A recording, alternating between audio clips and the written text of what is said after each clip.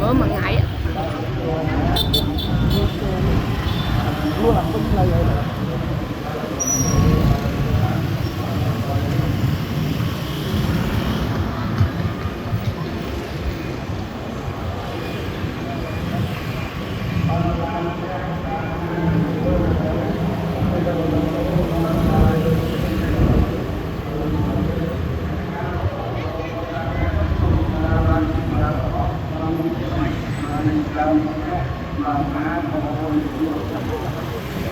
Tao papa bên màu hả? Có chả Cháo màu. rồi, cháo. Hả? Gì vậy?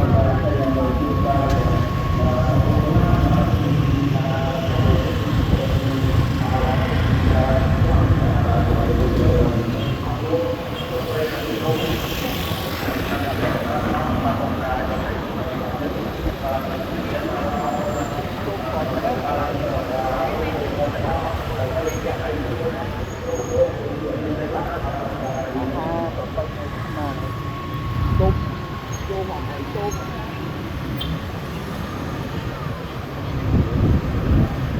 Oh, okay.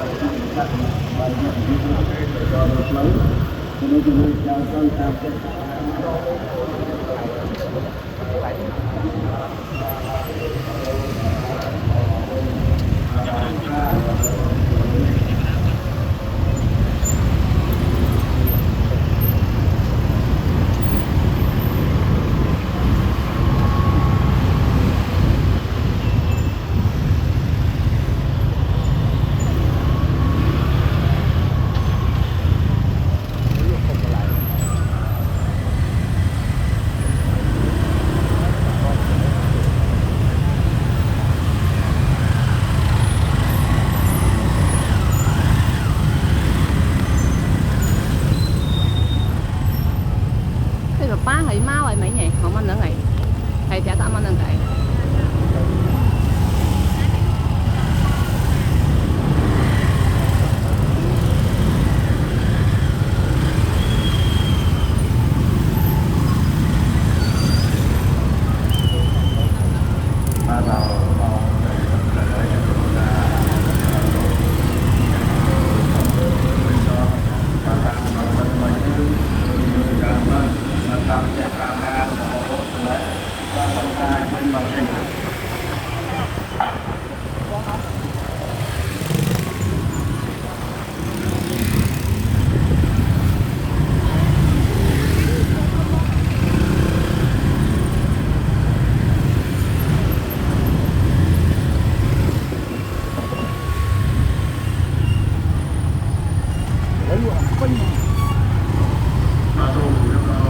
Ba máu còn thử tao vinh bánh đấy nè, du vậy đồng đồng đồng.